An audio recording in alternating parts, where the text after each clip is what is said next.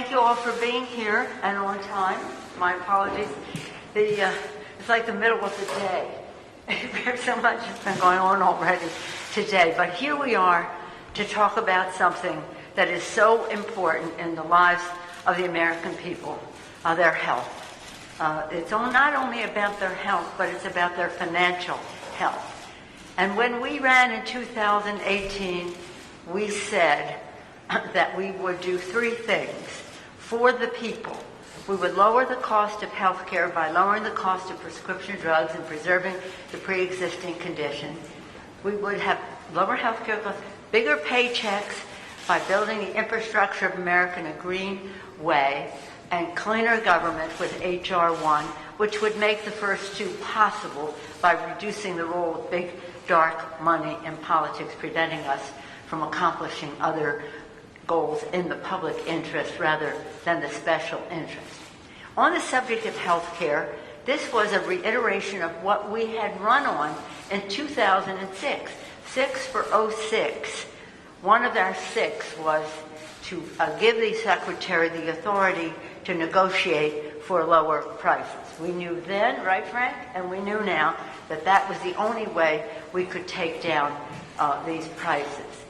Of those 6 for 06, 5 of them became law, 1 did not, and that was giving the Secretary the authority to negotiate for lower prices. That is the heart of H.R. 3, which is very much a part of the legislation you'll hear very much about today. So I'm honored that we're here with Richie Neal by video. Mr. Pallone, whose committee has so much jurisdiction in terms of health care, Mr. Chairman of the Education and Labor Committee, Bobby Scott. These 3 committees were there from the start, developing the Affordable Care Act. All of them were very much a part of shaping that. Now we want to enhance it, and so leadership of these 3 committees are here today to do that.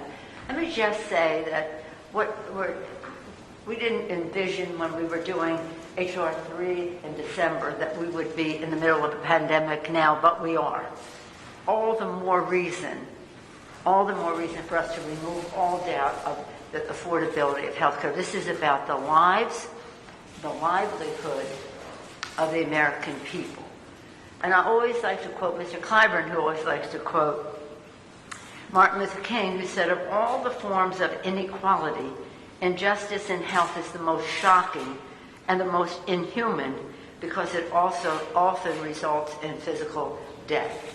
Well, that is true generally speaking. It is also true at the center of this pandemic where there is a disproportionate number of deaths in communities of color because of inequality of access to health care. So that's what we're here to talk about. I could say a lot about each of the people who is here. Lauren Underwood, Colin Allred, Andy Kim, Angie Craig, part of our freshman class, who from day one,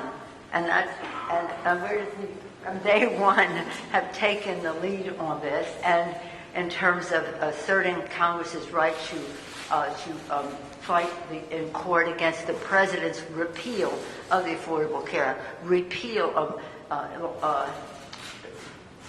pre-existing condition benefit, repeal of so many opportunities for people from day one, and they'll talk about their roles in all of that as they join our distinguished chairman.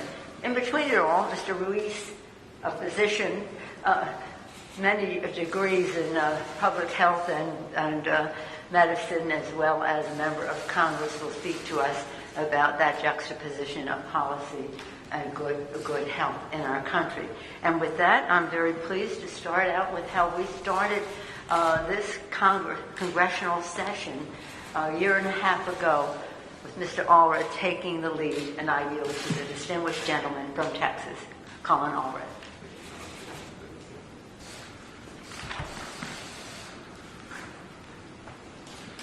Well, thank you, Madam Speaker, and I want to thank all of my colleagues for joining me here today and for fighting for this critically important legislation. As the co-president of the freshman class, I can say that our diverse and talented colleagues were elected to deliver results like protecting Americans' health care and to stop the sabotage of our healthcare system. And that starts with stopping the Trump administration's lawsuit to end the Affordable Care Act in its entirety. This pandemic has made clear the deep inequities and failures in our healthcare system. This is especially true in my home of Dallas County, where 1 in 4 folks don't have health insurance. In the state with the highest uninsured rate in the country, Texas has still not expanded Medicaid, leaving more than 1 million Texans without health care coverage. These problems were clear before the pandemic, yet this administration is still dead set on achieving through the courts what they could not do in Congress. While we all fight for this common sense legislation that will improve the ACA, as we speak, the Trump administration is engaging in a cynical attempt in federal court to tear it down and rip away health care from millions of Americans. Families like the Rose family in Rowlett, Texas, in my district, who I met at the opening of a veteran center. Rob and Debbie Rose have been able to get plans on the exchange as they waited for their Medicare coverage to kick in after Rob lost his job and the health care that came with it. This is a story that's far too common in our country. And this is why we can't go backwards. That's why on day one in Congress, I led the charge to fight the administration's lawsuit with my colleagues. This is a fight that we need to win in order to preserve the protections for pre-existing conditions and all the other protections and rights in the ACA. This really shouldn't be a political issue. It's time for the administration to drop this lawsuit and join us in our efforts to expand coverage and lower costs. Americans need more access to health care, not less. This bill is a big first step towards fixing our health care system, and I'm proud to be joining in this fight. And with that, I'll yield on video to our chairman of the Ways and Means Committee, Richard Neal. Thanks, Colin, and thanks to you, Madam Speaker, and thanks to colleagues. I think that Frank and Bobby and myself, along with the Speaker, would take particular satisfaction in this moment. We helped to write the Affordable Care Act, and overwhelmingly it has been successful. A compelling statistic, even as we assemble, 100% of the children in Massachusetts today have health insurance, and almost 98% of the adults in Massachusetts have health insurance because of our efforts. As Dr. Fauci reminded us yesterday, we're very much in the midst of this pandemic. There is no better time than to increase access to high-quality health care while lowering health care costs than right now, especially as Republicans continue their efforts to dismantle our health care system and eliminate protections for millions of Americans with pre-existing conditions. In response to the devastating challenges Americans are facing due to COVID-19, the Ways and Means Committee contributed provisions in this legislation to expand tax credits to lower premiums on the marketplace. For the first time in history, the ACA, no person will pay more than 8.5% of their income for a silver plan secured in the marketplace.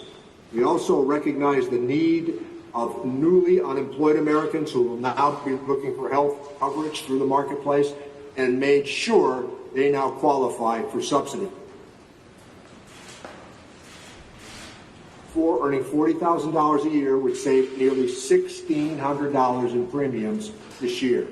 An adult earning about $19,000, and Americans have members of our family that only earn $19,000, would see premiums cut to zero, saving $800 a year.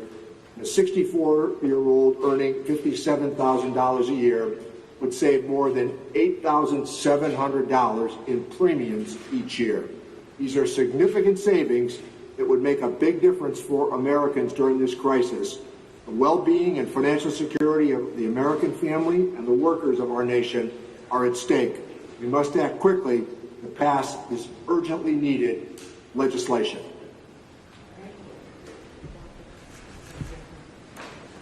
Effective from the start, a healthcare professional herself, Congresswoman Lauren Underwood of Illinois.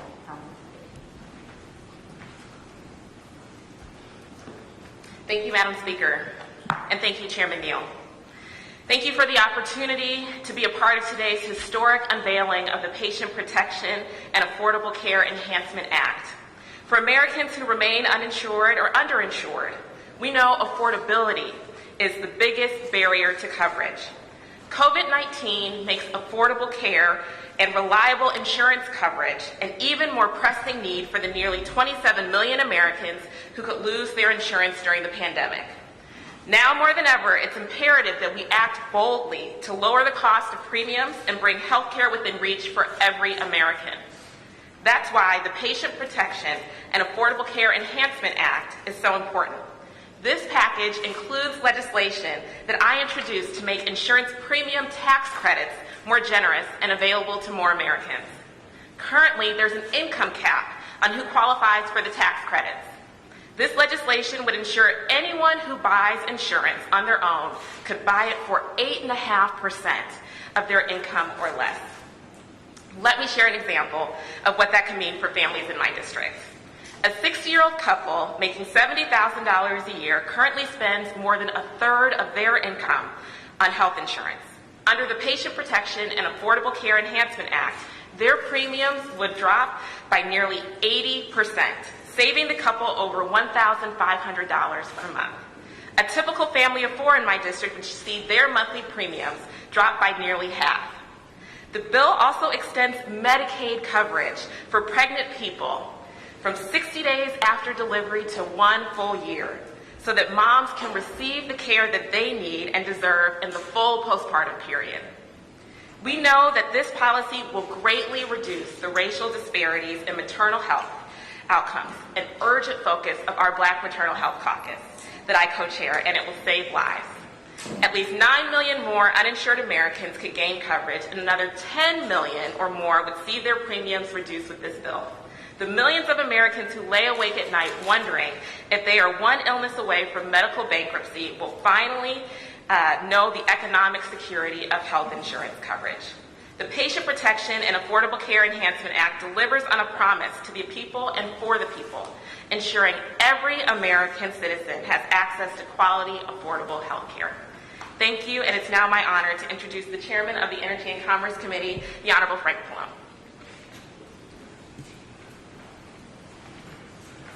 Thank you, Lauren. Let me just say that I think this bill, which I call the Enhancement Act, is a win-win all around. And I say that because we're trying to increase access and at the same time deal with affordability so that people can afford their health insurance and the prescription drugs. As the Speaker said, when we drafted the Affordable Care Act a few years ago now, those were the goals. But the one thing that was absent was the ability to bring down the cost of prescription drugs, which more and more is a big part of affordability and whether people can afford health care. So what do? Well, in the ACA, the two ways to expand access that were crucial were, one, to provide a level of tax credit or subsidy for people to pay their premiums on the individual market. And the other one was to expand Medicaid. We knew that if we expanded Medicaid and got more people, and if we had a major subsidy or tax credit, tens of millions more people would be able to get coverage. And so that's what we're doing with this Enhancement Act, because we know that with COVID, prices of health insurance are probably going to go up.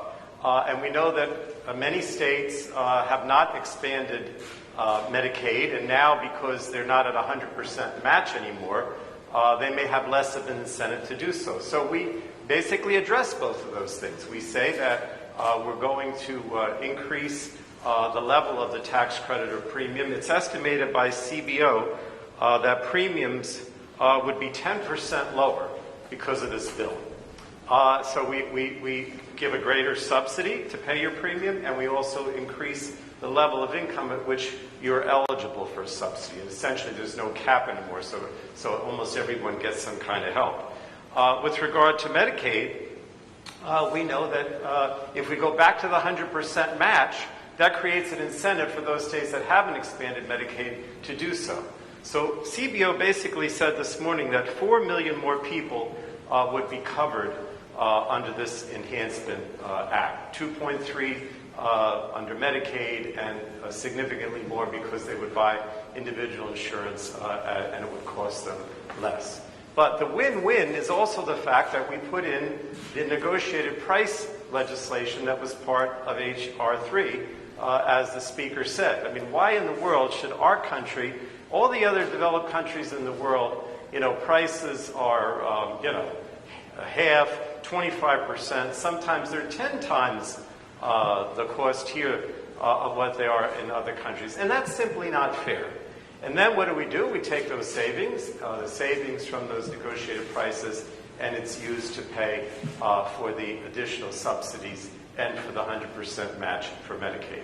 So it's a win-win all around, and it's part of the effort by House Democrats, again, to get more people have health insurance coverage and also increase affordability for both prescription drugs and for their premiums, with the goal constantly of trying to get as close as we can to universal health insurance. And with that, I'd like to introduce another one of our, I don't like to say new members anymore, relatively new members who's been very active on this issue, Angie Craig. Thank you so much, Chairman Pallone. I think at this point the freshman class is pretty darn experienced after this 116th Congress. My name is Angie Craig, and I represent Minnesota's 2nd Congressional District. This bill today is immensely personal to me. See, I grew up for a portion of my childhood without access to health insurance. I still remember the box of bills that piled up on the kitchen table that my mom couldn't pay. I also spent more than 20 years working in 2 healthcare manufacturing firms. And I also had responsibility for healthcare for 18,000 Americans at a major U.S. company. For the 51% of non-elderly with pre-existing conditions in my congressional district, the ACA was a lifeline. I ran for Congress because Americans don't just need us to address the cost of health care, the cost of health insurance. They need us to address the cost of health care. This is a moment that requires us to come together as Americans and stop playing politics with health care. The Patient Protection and Affordable Care Enhancement Act strengthens the important progress we've made under the ACA. I'm proud that the base of the bill, H.R. 1425, a bipartisan bill, the State Health Care Premium Reduction Act, is my bill, and it was the first health care legislation that I filed as a member of Congress. See, Les and his family, they're farming in my district, and they currently pay over $20,000 a year in premiums with a $12,000 deductible in the individual marketplace. Another farmer farms by flashlight and works during the day, just for the family health insurance. This bill will allow states to lower the cost of premiums in the individual marketplace and to expand access to health care to more Americans. These examples show the heart of the problem. If health care isn't affordable, it isn't accessible.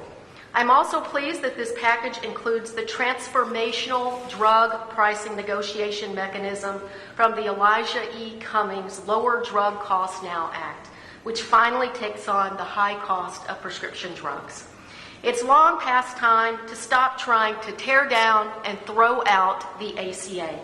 It's time to work together to build the healthcare system Americans need and deserve. Thank you. I'd now like to turn it over to my colleague and friend, Congressman Andy Kim.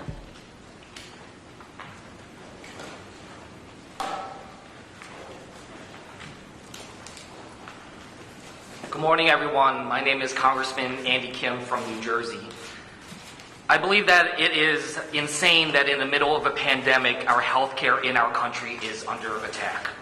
I dare anyone to look in the eyes of the people of New Jersey and tell them that we should be taking away health care from people who need it right now. My state that is on the verge of 13,000 deaths due to this virus. We stand here today to definitively and resoundingly say that the richest, most powerful country in the world should commit itself to strengthening our health care, not weakening it. I should not have to utter those words. It should be a given that in the middle of a pandemic and a crisis that has taken the lives of over 120,000 Americans, that enhancing and improving our health care should be a top priority.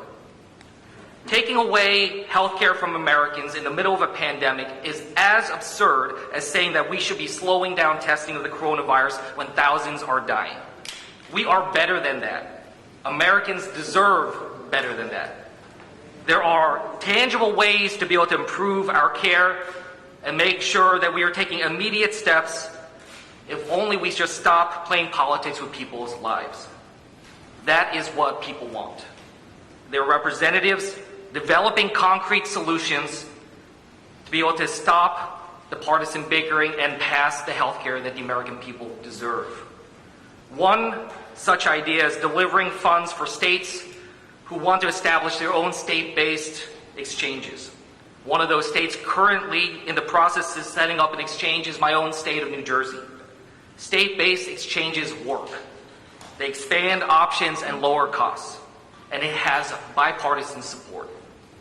It shouldn't be up for debate. It shouldn't be in doubt. It should be law, and I look forward to making that happen and working with my colleagues to bring this bill to the floor and be able to get this passed for the American people. Thank you. I'd like to introduce Chairman Scott.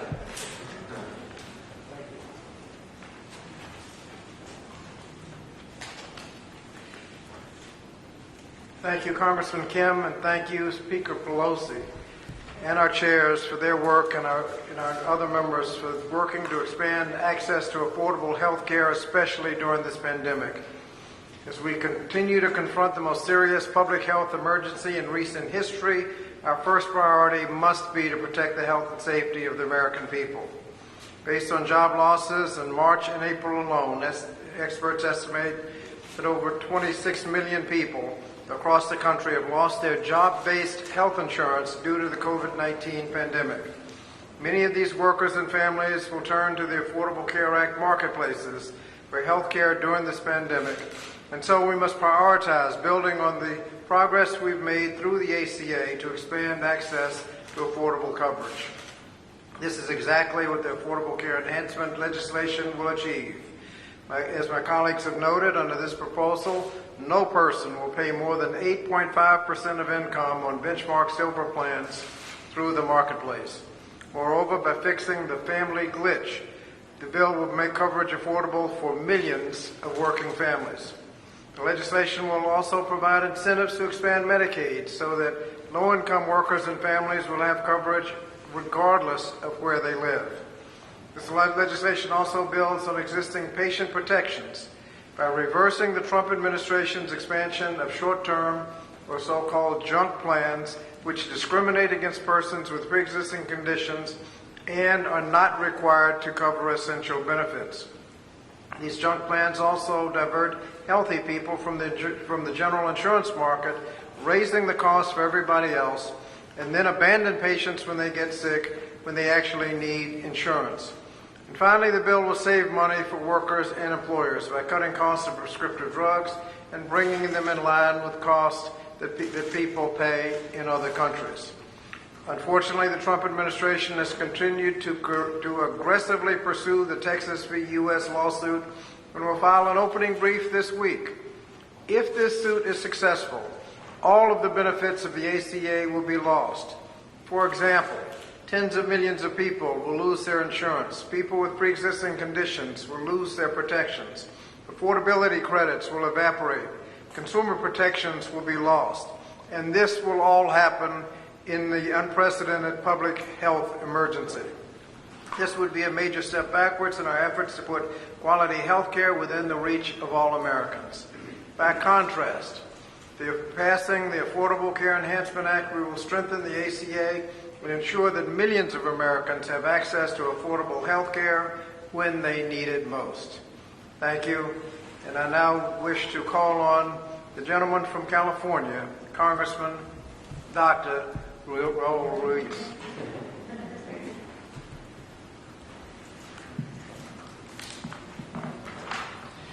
Thank you, Chairman Scott.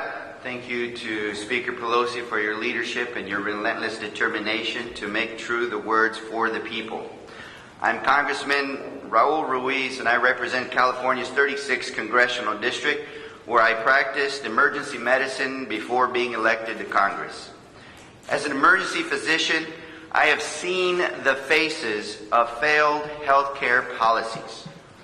I have looked into the eyes of the suffering when they couldn't afford care. I have been at their bedside resuscitating them after a severe illness took their life or their loved one's life, knowing it could have been prevented with routine care if they only had health insurance or affordable care. And even now, I have gone into hard-to-reach and high-risk communities and personally conducted COVID-19 testing, watching the health inequities and disparities play out in real time, seeing disproportionately higher rates of transmissions and deaths in low-income, uninsured Latino farm workers and the homeless communities. And when I'm out there, they're concerned about the affordability of care in these low-income communities and working poor communities that don't have adequate health insurance still. They're concerned of spreading it in their homes. You see, because the decisions that real working Americans right now are making are, do I get tested and maybe be positive and then I can't go to work? Well, how am I going to go to work if I'm positive? They won't let me, therefore I won't get the income to be able to support my family. These are decisions that American families should not be making in the greatest country this world has ever seen. And as a physician and humanitarian, I find it repulsive that during a global pandemic, while millions are infected by COVID-19, millions gasping for air, millions anxious and depressed because of their situation, and millions more are unemployed and struggling economically, that the Trump administration is actively trying to tear down the Affordable Care Act. What does that mean? Actively trying to eliminate protections for people with pre-existing conditions. All those underlying illnesses like cardiopulmonary diseases, diabetes, immune weaknesses that render someone more likely to die from COVID-19. Like taking away health insurance for millions of people, all those who for the first time in their lives was able to get health insurance through the Medicaid expansion. You see, repealing the ACA would be another disaster, leading to millions of families facing financial hardships and many, many, many more deaths from COVID-19. It is precisely during this time, it is precisely in our moment of history, it is precisely in the American family's agony that we must pass H.R. 1425, the Patient Protection and Affordable Care Enhancement Act, that we must act for the people and fight to make health care more affordable by stabilizing the markets, strengthening protections for pre-existing conditions, expanding even further, incentivizing other states to expand the Medicaid program, and lowering the cost of prescription drugs, as H.R. 1425, the Patient Protection and Affordable Care Enhancement Act, would do. That is why we need this bill for those patients who are concerned they have COVID, or for those families who will be infected by COVID, and for those individuals and the families who are struggling to pay their bills. And that is why Democrats will keep fighting for the people. So thank you, and I'd like to turn it back over to Speaker Pelosi. Thank you very much. Thank you very much, Dr. Ruiz, my colleague, Congressman Ruiz. Thank you to all of our members for their leadership. As Congressman Ruiz mentioned, and was alluded to also by Mr. Scott, Tomorrow, the Supreme Court will hear the brief from the Trump administration as to taking down the Affordable Care Act, right in the heart of the time of the pandemic. It was wrong any time. Now it's beyond stupid. Beyond stupid. I thank our colleagues, our freshman members, each of whom has a piece of legislation in here from their own entrepreneurial thinking, from their experience, whether it's a healthcare professional, the experience in New Jersey as a person who has your family experience but also worked professionally, the Congresswoman Craig, and of course Mr. Allred, who started all of this on the very first day of the Congress. That's tomorrow. Today, we will, we will go to the Rules Committee to make this legislation in order. Tomorrow, they'll do their brief to take down the Affordable Care Act, and they'll remove all even semblance of reality when they say, "Oh, we're all." I heard one on TV yesterday. We're all for the benefit of a pre-existing condition not being an obstacle to health insurance and health care. We're all for that. Oh, really? Then get off the case. We'll tell the president to get off the case. But nonetheless, that's tomorrow. On Monday, this important legislation will come to the floor of the House. We hope it will get bipartisan support. It certainly meets the needs of Democrats, Republicans, independents, and declined estates, whatever they call themselves, across the country. Because the issue of health care knows no party, and the issue of a pandemic certainly does not as well. We talked to Dr. King, I mentioned earlier, said the fierce urgency of now. It isn't just the fierce urgency of now. It is the opportunity of now that we have to make this difference. As Mr. Ruiz said again and again, for the people. So I thank all of our colleagues, and I thank Chairman Bobby Scott, Chairman Frank Pallone, and Chairman Richie Neal for their leadership in bringing this bill to the floor on Monday. With that, I thank you all. Wash your hands, wear a mask, take care, keep your distance. Thank you all. Amen.